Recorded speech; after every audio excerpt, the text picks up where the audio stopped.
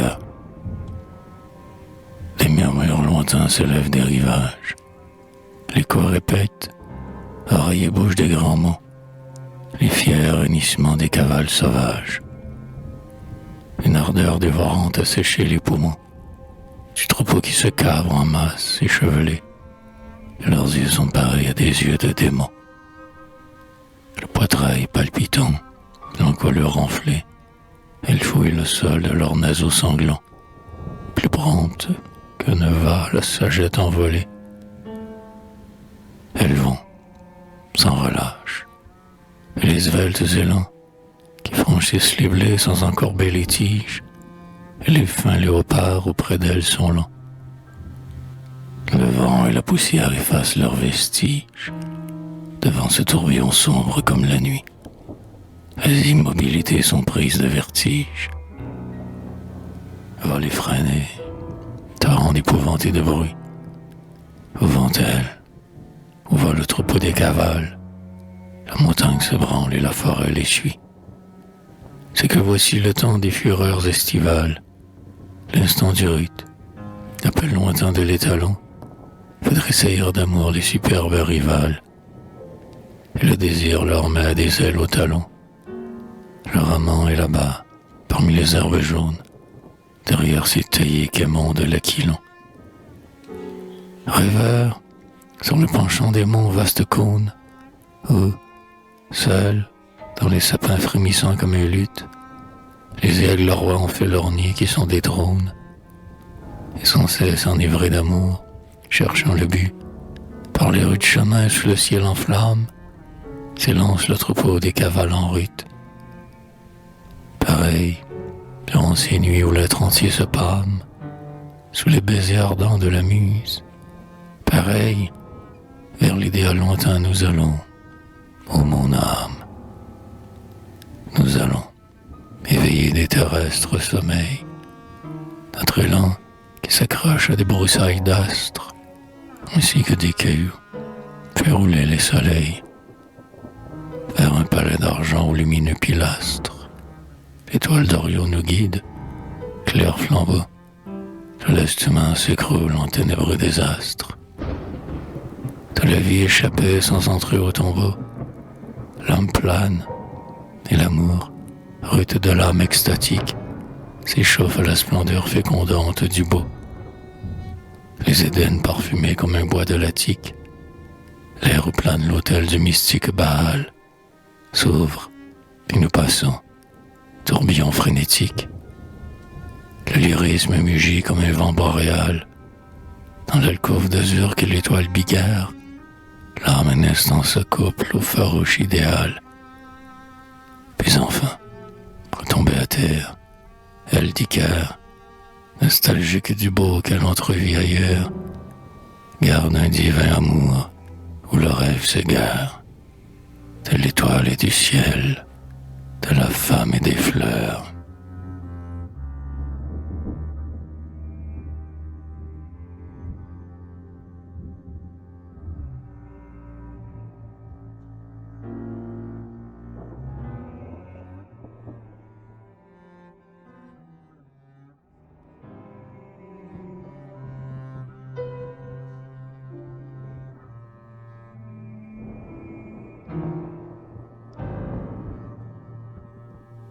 Cypris, fille de l'onde, adorable chimère, immortelle aux yeux noirs, reine au cœur indulgent, qui mire ta beauté dans les hymnes d'Homère.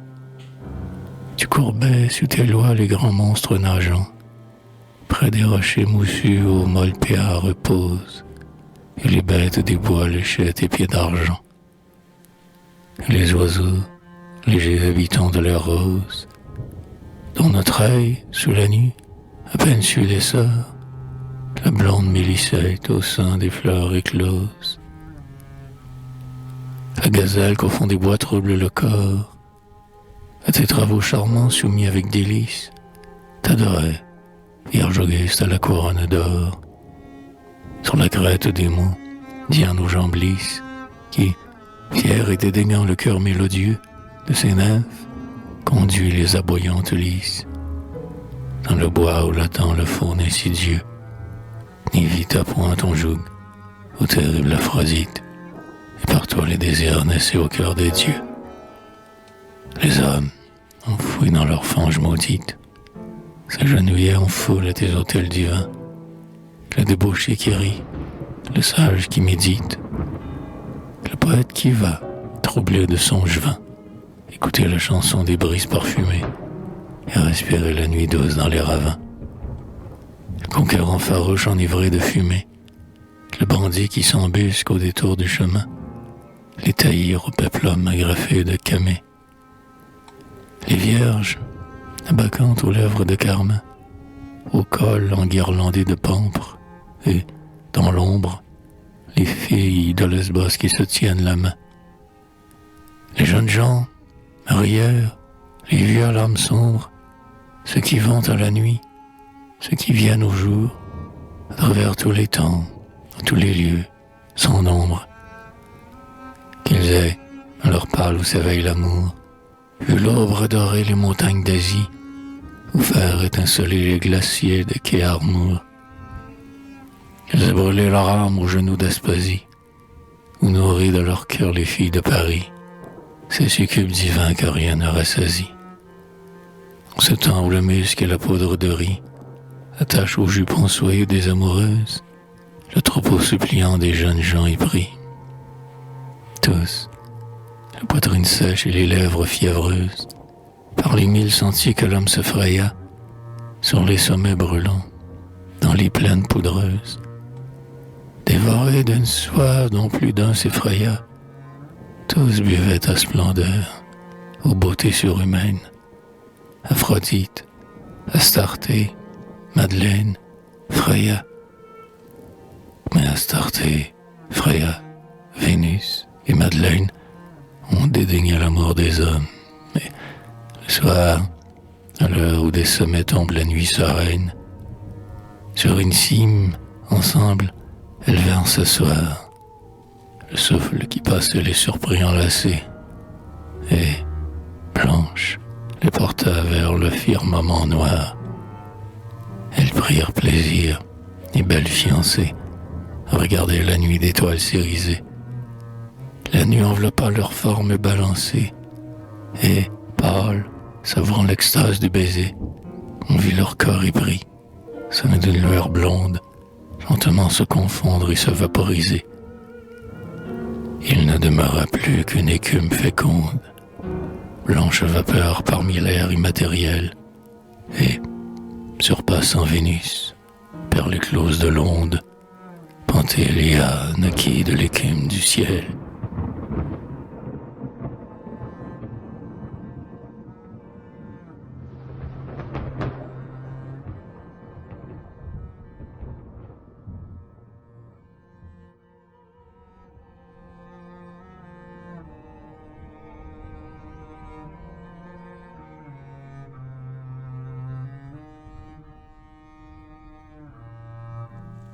Pantélia, flocon d'azur, je vous salue.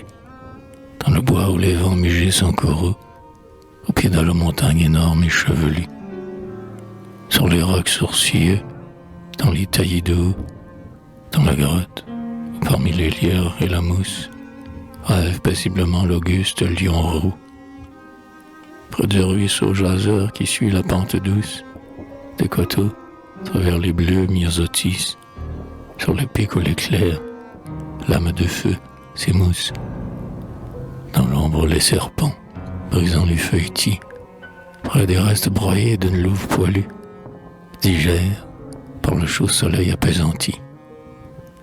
Partout dans les bois, la mer mamelue fait pulluler la bête et fait germer les glands. Pantélia, flocon d'azur, je vous salue. Vous n'avez pas laissé, reine, vos talons blancs, se poser sur l'autel d'où notre encens s'élève, et nul n'a vu s'ouvrir vos yeux étincelants.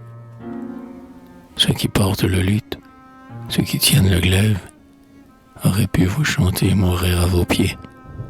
Vous n'avez pas voulu, nul ne sait votre rêve, nul ne sait vos amours vainement épiés. Mais, un soir, L'œil pris de ténébreux problèmes, au-dessus de la ville éteinte vous plaignez, et votre voix émue les crépuscules blêmes.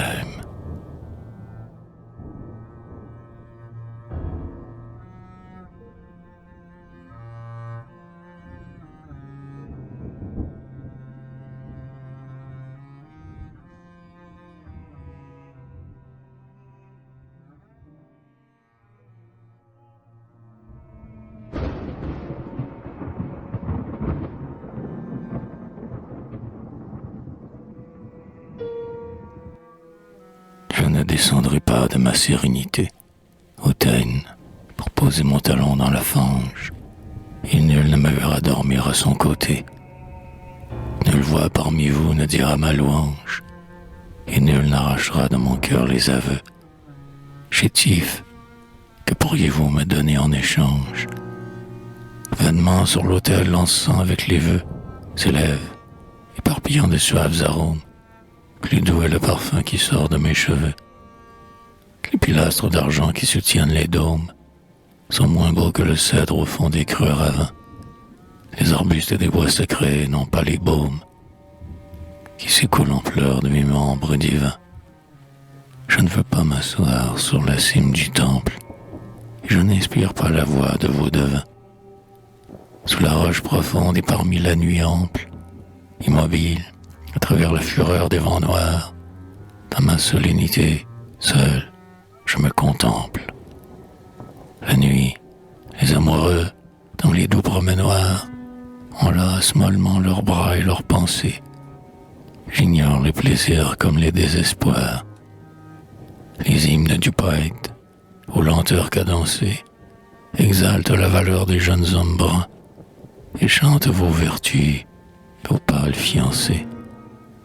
Mais le rythme du luth me sera important. Tous les peuvent entendre, et ma soif d'ambroisie ne veut pas s'assouvir aux abreuvoirs communs.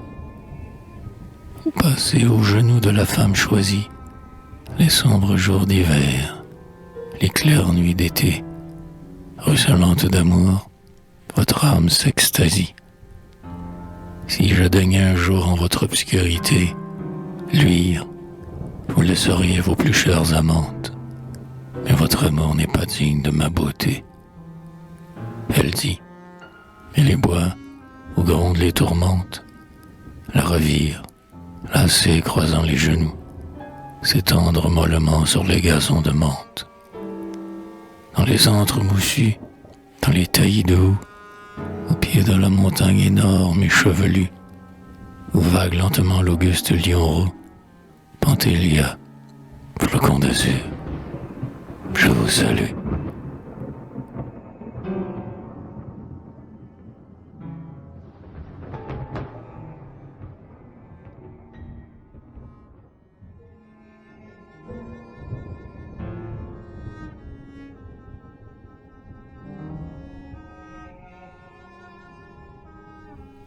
Le grand lion disait, « Vois, tes cheveux sont blonds, et comme toi je porte une crinière blonde.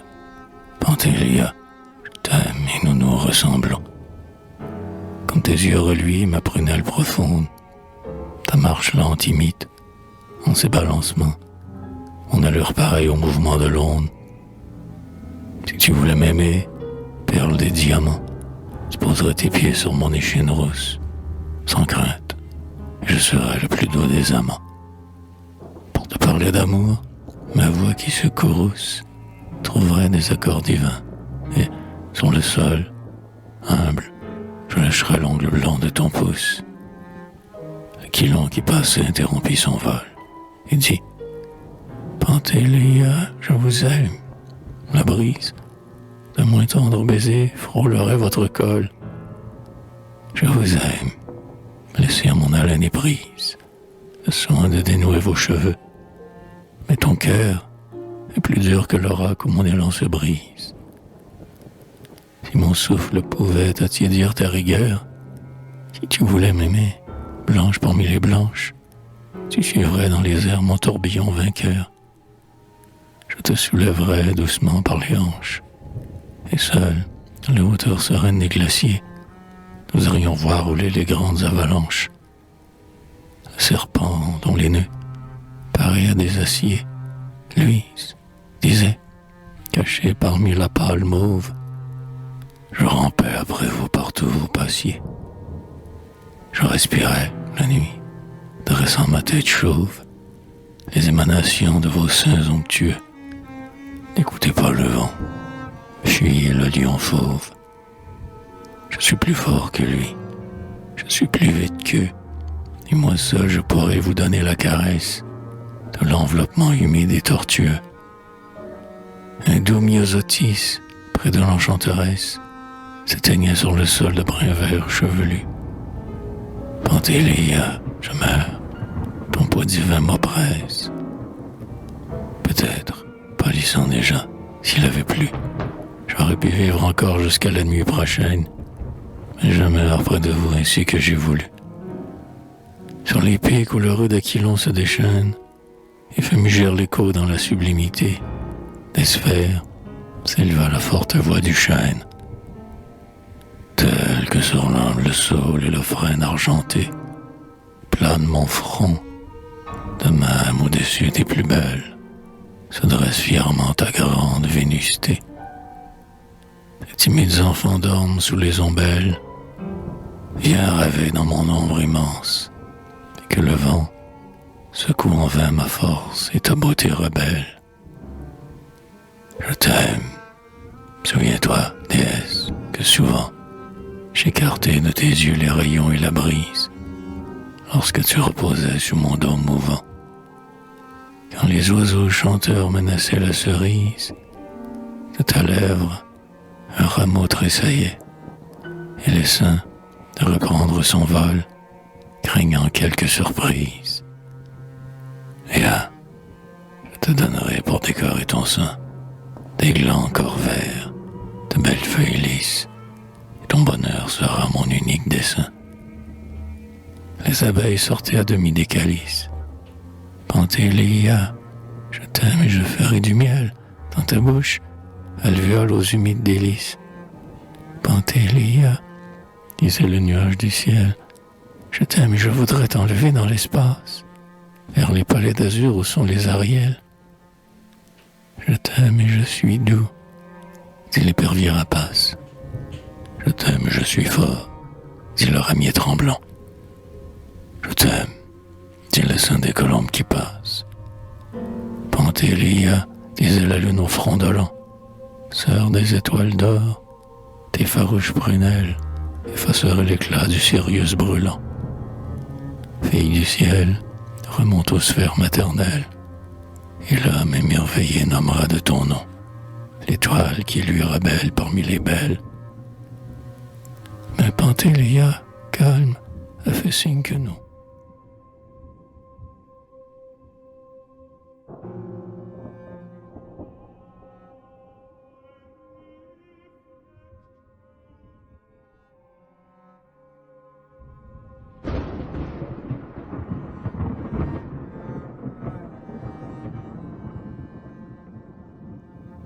Ce fut tout, et la nuit redevint solitaire.